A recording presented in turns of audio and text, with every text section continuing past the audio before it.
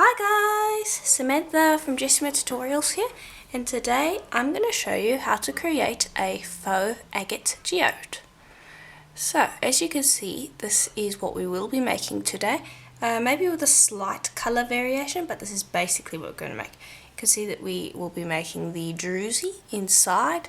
We're going to have these beautiful agate bands, and if you were to slice this and try and get a slice, you would still have the agate bands going all the way through, and then we're going to have this really nice raw rock effect on the outside. And we will also be putting resin on the front here just to give it a nice shine. So let me just bring this up so that you can see. So we're going to be working with Cernit today. You can use Kato, Primo, Fimo or Pardo for this.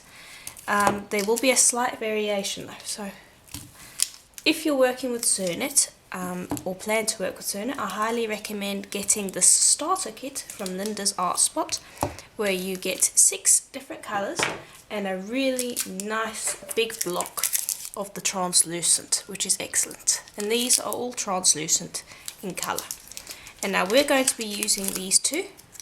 You'll see what colours they are in the supplies, and these are what we're going to be using, plus the translucent block.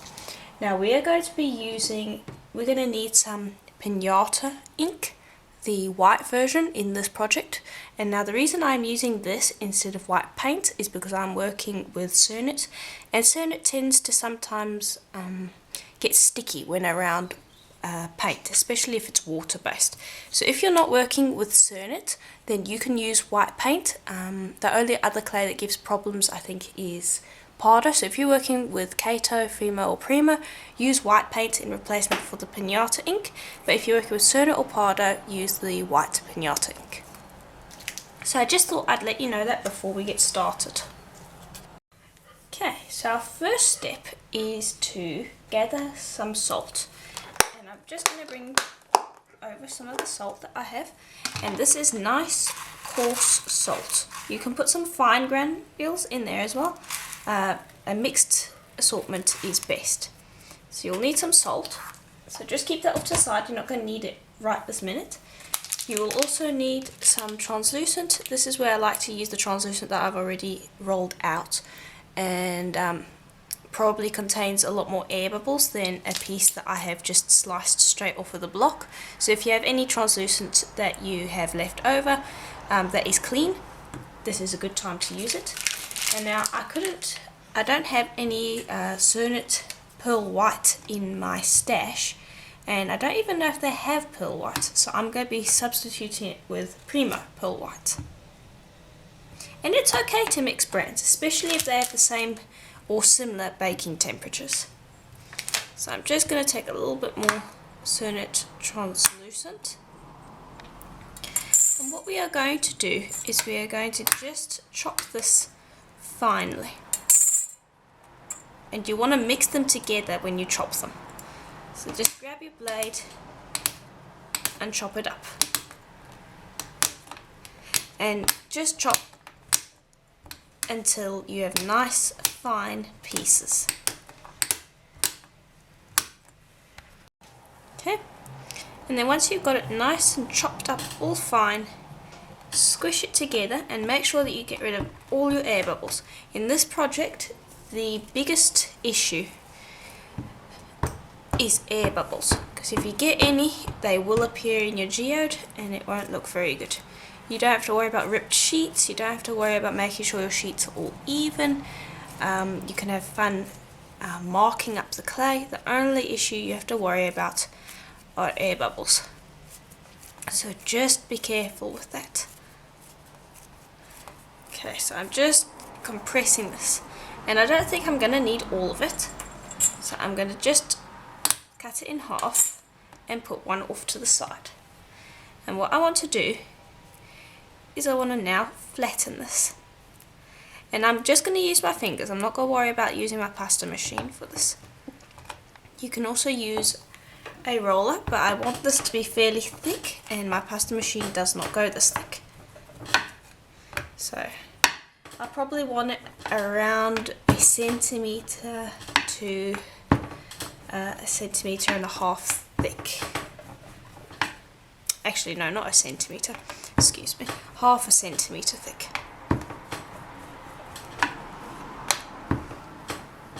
And I'm just rolling it out roughly, so I'd say it's about half a centimetre thick, roughly. It doesn't have to be exactly right.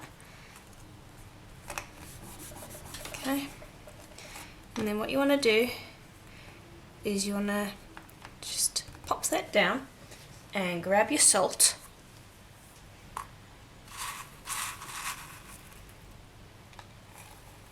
and scoop your salt into the middle. And you want quite a bit to see how much you can fit in. You want to fit in as much as you can. Okay, and just make sure that all your other clay is out of the way, because salt can ruin clay. It gets in it and then it's a real pain to remove. So now what you want to do is you want to gently fold this together, almost like a little pizza pocket.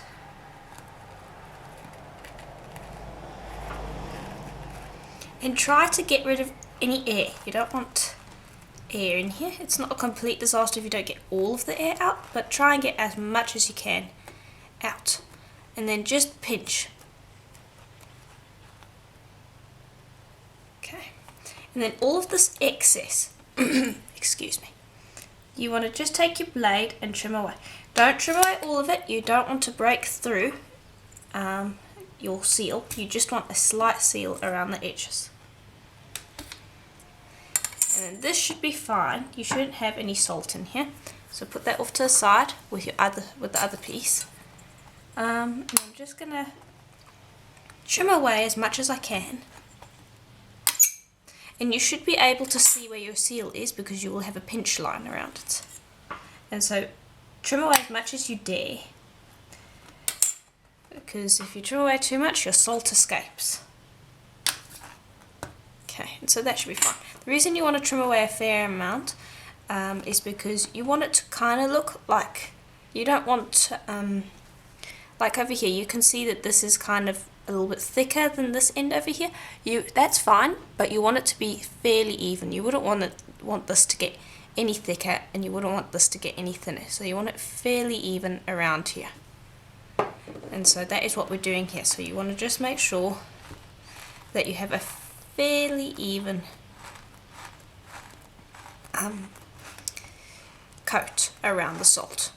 And now very gently begin to form this into a round.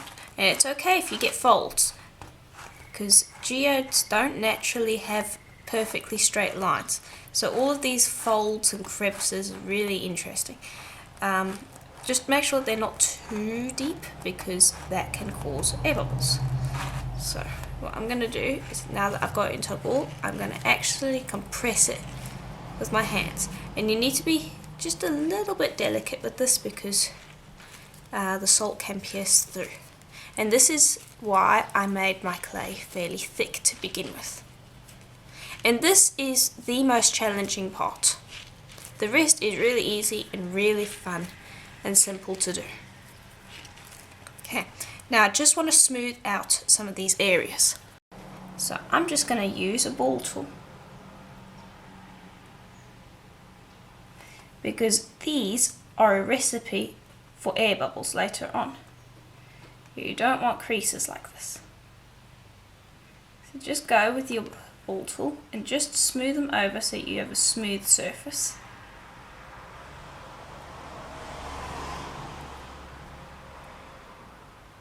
Okay, like here. Here's an especially bad bit that needs to be smoothed over.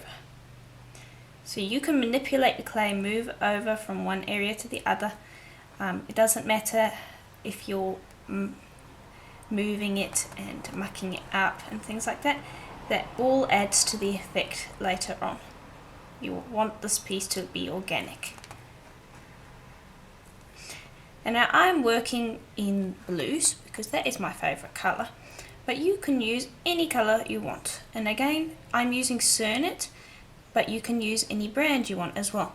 I would recommend Primo over K-Tone Fimo, because the Primo's translucent is better. I prefer Primo's translucent. So if you have an option of using Primo rather than Kato or Fimo, go with it, because the translucent in the other brands isn't too great for this, because you need a nice clear translucent. Okay, so we've smoothed those over and that should be fine. And now you don't need this in a perfect ball either, just kind of have it in a somewhat round lump. Then next you're going to want some clay, and I'm going to be using this beautiful sapphire.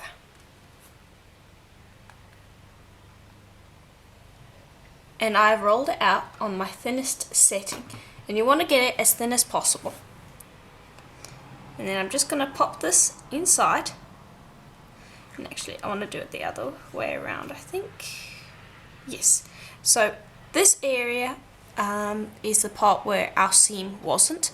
Where you get all these wrinkles and stuff, that is going to be where your seam was, and so that's where your thickest part of the clay is. So I'm going to be putting that face down, because when I fold this over I'm going to get another seam where the clay will be a little bit thicker, and I want that in the area where we didn't have the seam last time. I do hope that made sense. Just gonna trim actually, because we have too much clay here, and you can re-roll this out.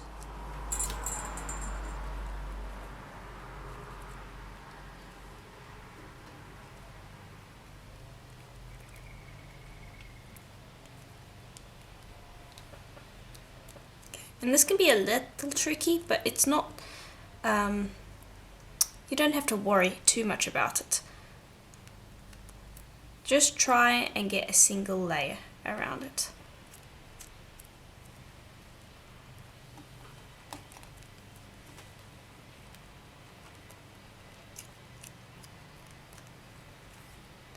There we go. And then I'm just gonna trim away, roughly, these extra bits.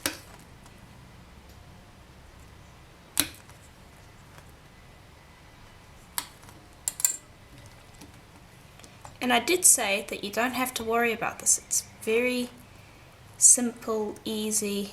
You don't have to worry about your clay being exactly the right thickness. It's a really easy process once you have got that salt in. So if you have any open areas left, which is fairly often, see if you can squeeze the clay like there to get it to close up. If you can't, just lay another piece or two over the top. And now this I actually like to do because it gives it a more organic feel later on. Then move your clay out of the way. Check around for any open spots. Once you have all the open spots, just roll in your hands. And you'll probably need your ball tool again to smooth off all of these edges. But compress. Don't press too hard, because right now it's kind of like working with a beanbag with all of that salt in there. Okay, and then just take your ball tool and just smooth in most of the problematic areas.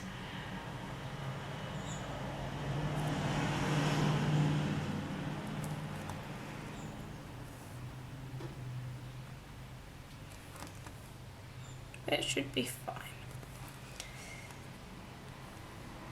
I'm just looking for areas where there's a lot of fairly bad crevices. There we go. When you're done, give it another roll. And this is where we will apply paint. But again, I'm using those vintage inks. Oh, excuse me, the Pinata inks. So I'll open that up. And I'll just spread. And you don't need a perfect cover. You just need a light cover. And I'm using my fingers. I'm not too worried about using a paintbrush because I'll waste a fair amount on the paintbrush.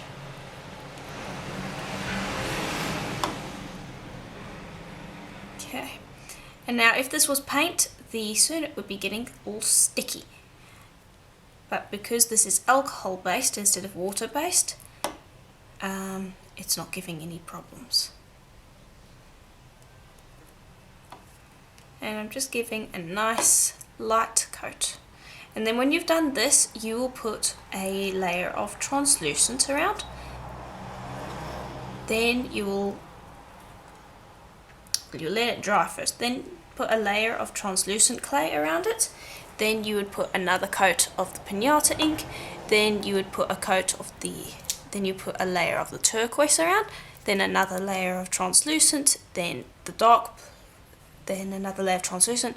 Another pinata ink layer. Then translucent. So you're basically going to be going colour, translucent, colour, translucent, colour, translucent, and so on. And then between each layer you will be putting a layer of the white pinata ink or white paint, depending on what brand you're using.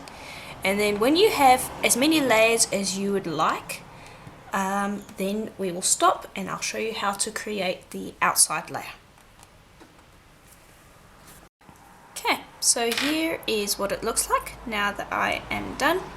So the way it went basically was we had our center of pearl white, then I wrapped a layer of sapphire around that, then I put some pinata ink around that layer, then I had a layer of translucent, I put a layer of the pinata around the translucent, then I had a layer of turquoise, put another layer of the pinata ink around that, then I had another layer of translucent, more pinata ink, another layer of the sapphire, another pinata ink, and then finally translucent again. And I didn't put pinata ink on it. So that is the layer that you see right now. So now what I want to do is I've rolled it all flat, and this is actually something you can do throughout the process. You can take your ball tool, and once you've got rid of all the crevices, you can actually go with it and smooth out all of the seams. And another thing that you want to be looking for when you're wrapping all of these sheets together is air bubbles. Just go around and feel. Like here I do believe I see 2. And getting rid of these is fairly important. Okay, and then you can just go and smooth it off. Okay, so I'm going to pop that to the side. We're not going to be putting pinata ink around it. And you're going to want some sort of a metallic sheet. And now I'm using, let's see, I'm using antique bronze. And this is cernit again. What we're going to do is we're going to grab our ball and we're just going to wrap it again. And this is rolled out on my thinnest setting. And I'm just going to wrap this around. And this is our outside layer, and that is why I want this kind of metallic effect. Okay, and now another thing, and I'm going to be doing a separate video on this at some point. If you don't want the geode part, if you just want it to be a nice solid geode without the druzy inside and the hole, all you do is you just eliminate the salt and you just have a solid piece of this in the center, and then you would just slice it and then you would get geode slices. Now I need to do that a little bit more in depth, so I'll be showing a separate video on that, hopefully in the near future. Okay, now I'm just busy wrapping this around, and I'm just going to break it off at the bottom.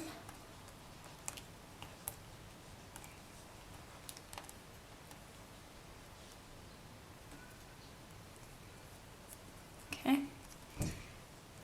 and I'm just going to take this and use it to layer around again.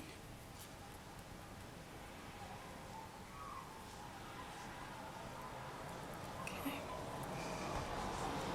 And now we're going to have fun with this layer, because we're going to be introducing salt again to create our texture. Okay, and just grab the rest of that clay and put that back in its packet.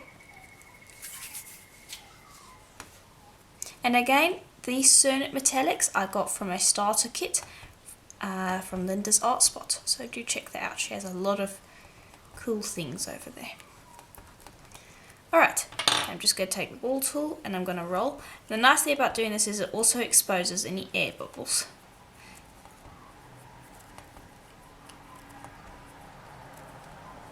So I'm just busy rolling. And at this point, when you've got so much clay wrapped around the salt, you can be a little bit more aggressive. Because there's quite a bit more salt clay, and so it's not like working with a beanbag anymore. You can still hear the salt, but it's not so fragile. Okay, then go around, check to see if you see any air bubbles. There's one over there, and there's one over there. Don't see any more. Just give it a final roll. Okay, and then I've got a nice Tupperware full of salt. And all we're going to do is we're going to simply roll this in the salt. And you want to be aggressive. You want to be really pushing that salt in there, because that is your texture. And you want that. So go and spend a bit of time just sticking that salt in there.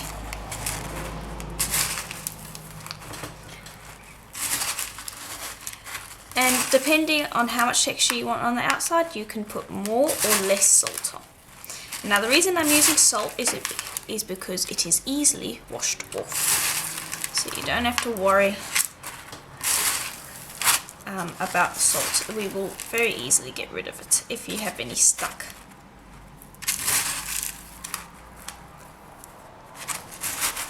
Okay, and I'm just going to continue pressing the salt in as much as I can. And if you're having a little bit of trouble getting the texture to be deep enough, or if you're ending up removing some of your texture when you're pressing the salt with your hands, you can just grab a piece of sandpaper and use that to press. And now the shape that we are going to be doing with our geode is kind of a bit of an oval, because what I want to do is I want to get two pieces out of this. So instead of putting it in the oven as a round, I'm going to be putting it in as an oval. And this is because this isn't a half circle, this is a half oval, as you can see. So you want to be having it so it's long enough to get two pieces, because if one piece is too short and you don't get enough of a cavity in here, you will only be able to get one piece out. And then that's a bit of a waste of clay.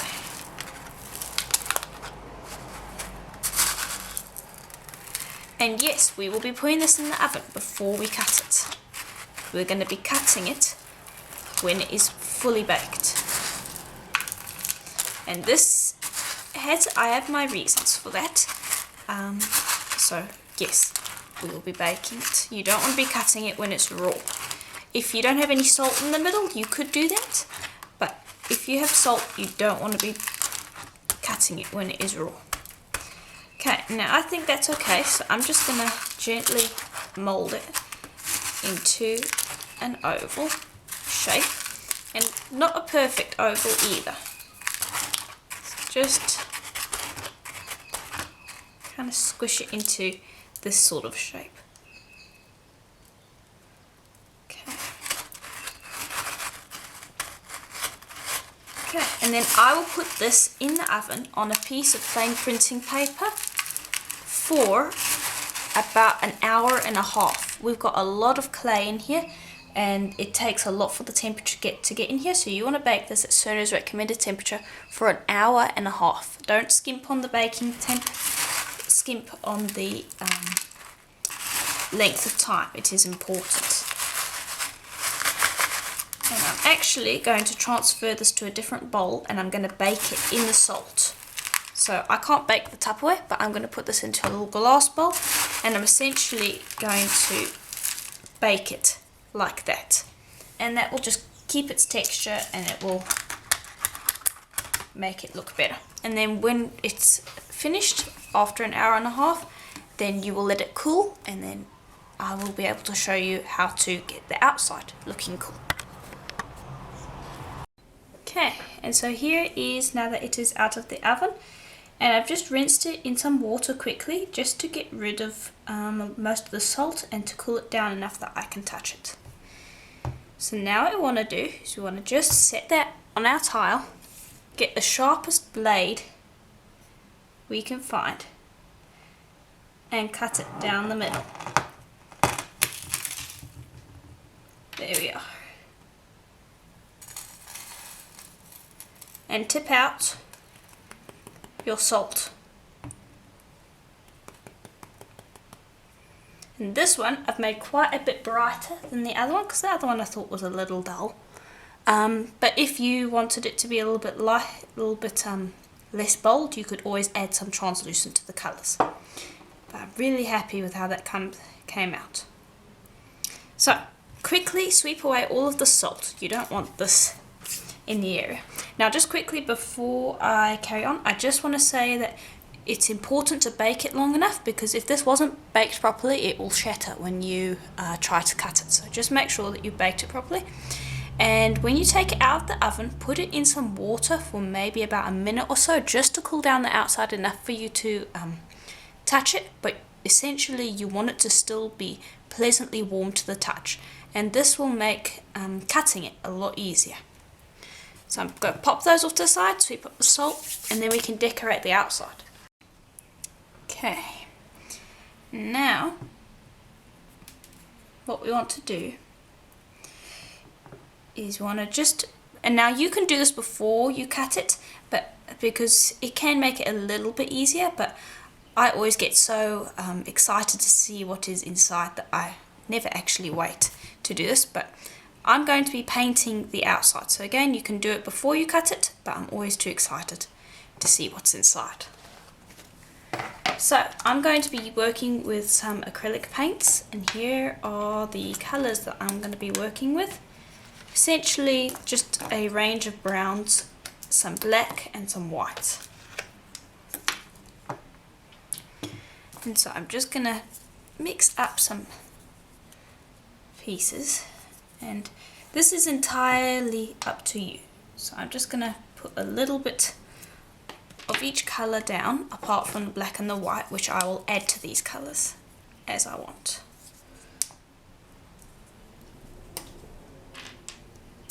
Okay.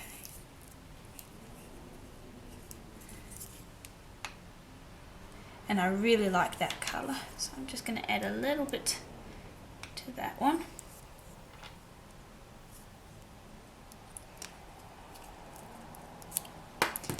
Okay, and then I'm going to add some white once I actually get it open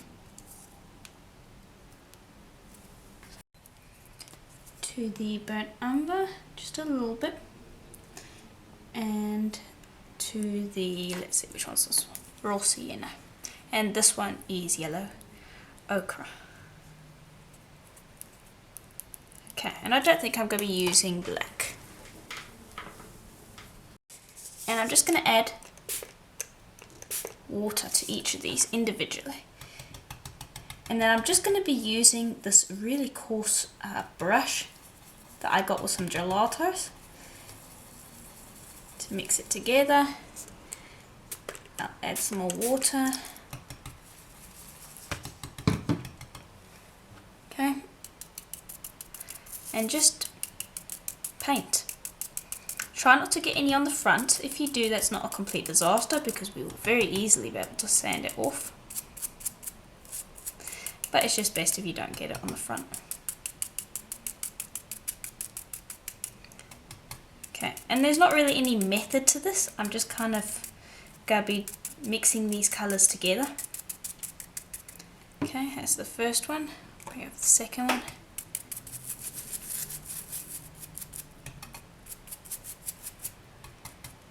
And you can add, you don't even need to add paint if you don't want to, but I do find that it gives it a more realistic look, because it will be multi-tone instead of just this one gold colour.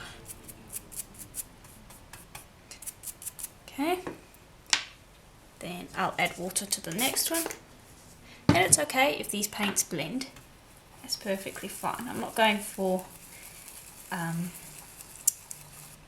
consistency here because it's natural. I want it to be I want it to vary. So you can see I'm just kind of brushing it on, not really caring where it goes. And this is why I'm using this rough brush, because it doesn't give a even cover, and it gets all into those little cracks that the salt has left. And now also, I haven't gotten rid of all the salt, I just gave it a quick soak in water, so we got rid of most of the salt, but a lot of the salt is still there. We will get rid of that later.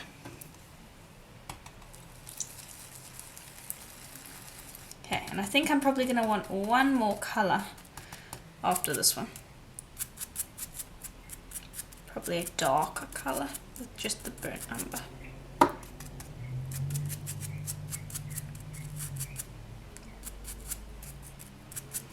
And you can be a little bit more strategic with how you place the paints if you want. There's no right or wrong here.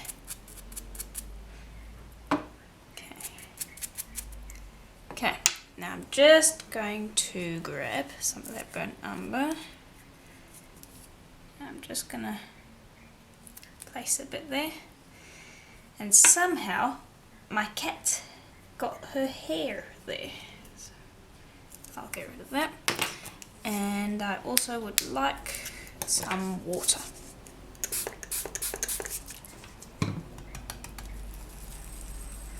Mix that up. And you can use any paints you want to. You don't have to use these artist-based acrylic paints. These are just the paints that I have that have a nice selection of browns.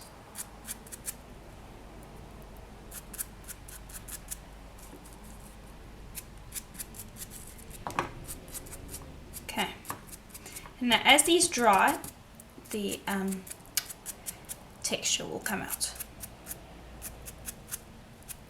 Okay, there we go. So I'm just going to clean this up and let those dry. Okay, so next what you want to do is you just want to clean out the salt that's in here.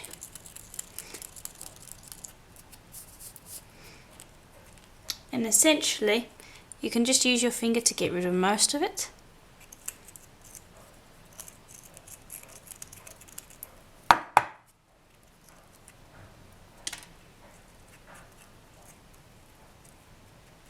There we go.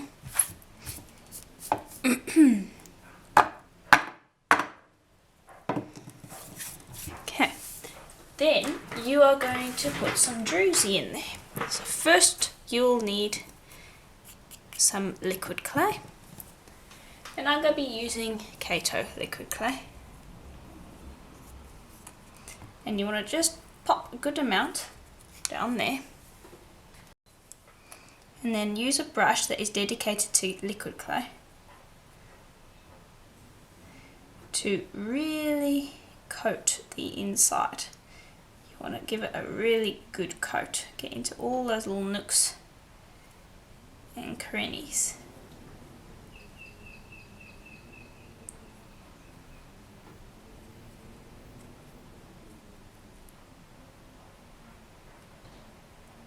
Make sure that you get a lot of liquid clay in here, because we're going to be using it almost as glue for the druzy. So if you don't have enough, you're not going to have your druzy pieces stick.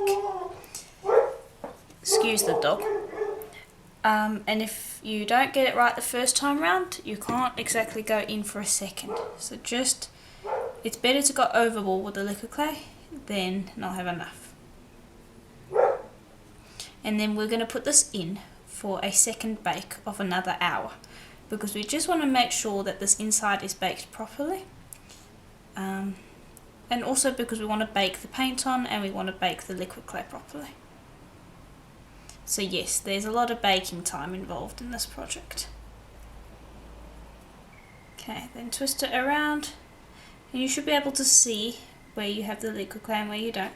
And bring it all the way up to the edge. Don't worry if you go a little bit over the edge, we can clean that up in just a second. But bring it all the way up.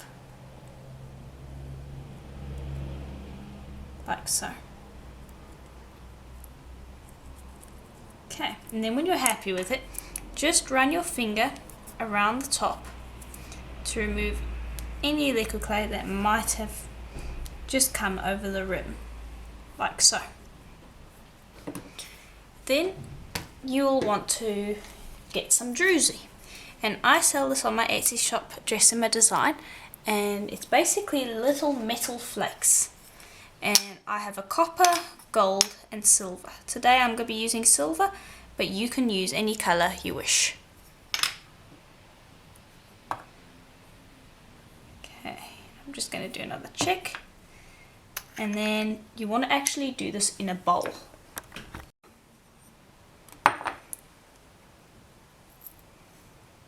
And just tip all of your druzy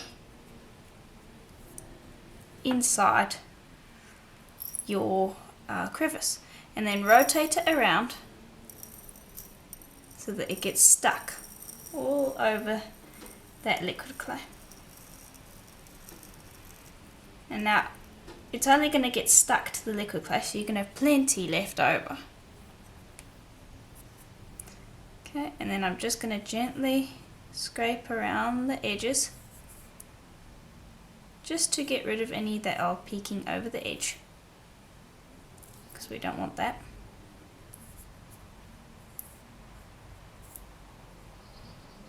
Okay, and then just give it a light tap, and there's your druzy. You can see that you have a beautiful inside now. So from this to this. So I'm going to go and do this one, and then we'll see how they look. Okay, and so here are what they both look like. I really like how they've turned out. This one's my favourite because I really like how this little branch came off over here, but they both look really nice.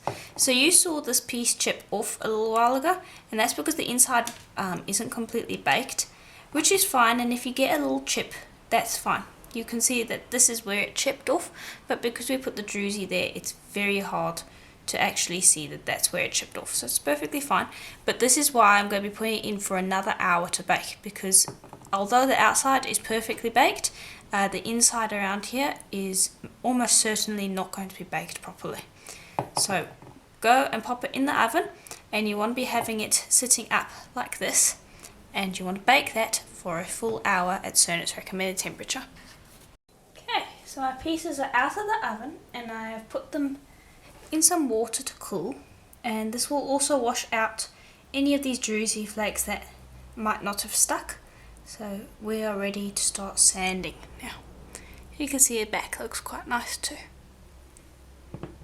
So I'm going to be starting with wet dry sandpaper because it's quite a bit coarser than the polishing papers I generally use, and I want to be removing quite a bit of material.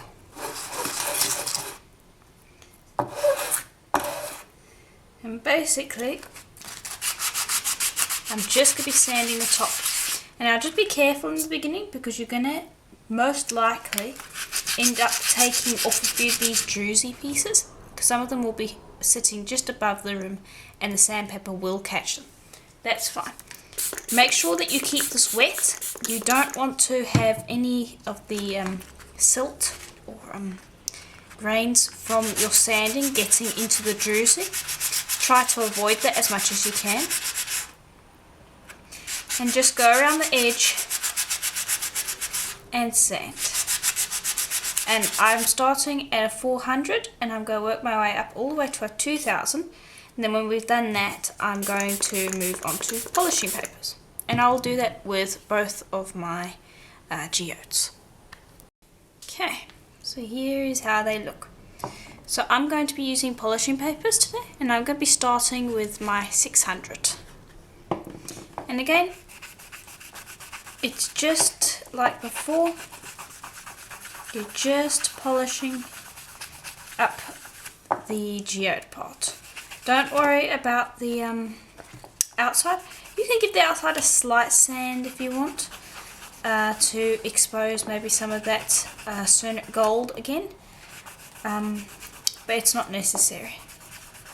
And then just go from your 600 all the way up to your 8000 in your polishing papers to get a nice shine.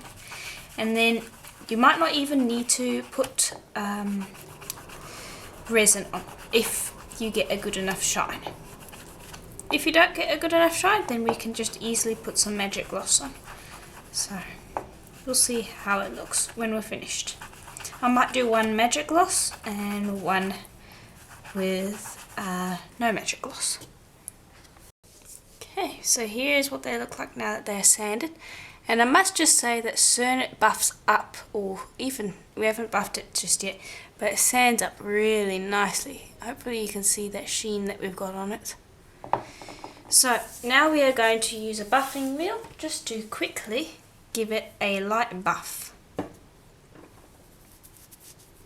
And I am using a Dremel.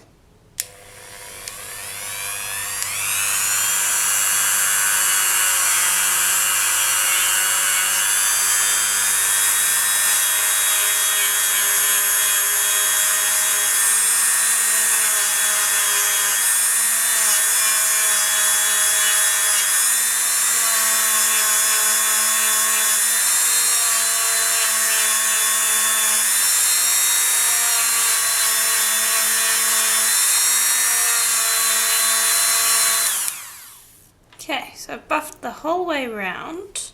Oh, wait, no, I missed a bit.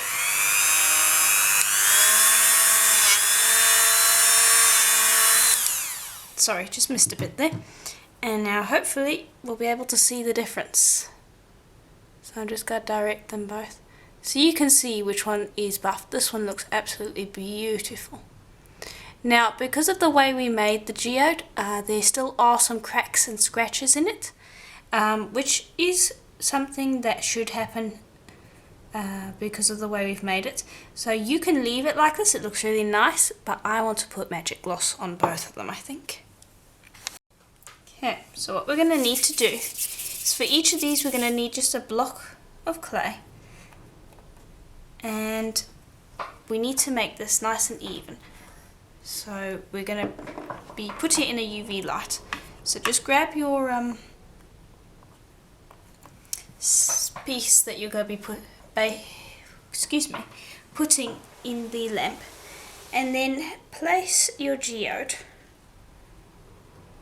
into that clay and make sure that it is flat. And then we will repeat quickly with the other one.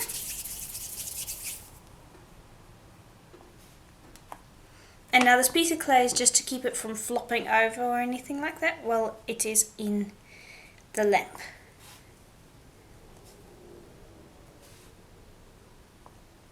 Okay. So now that we've got those nicely set up, I'm going to grab some of my magic gloss.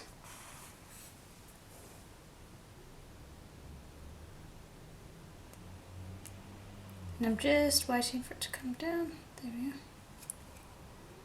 And I'm going to squeeze out a nice ring .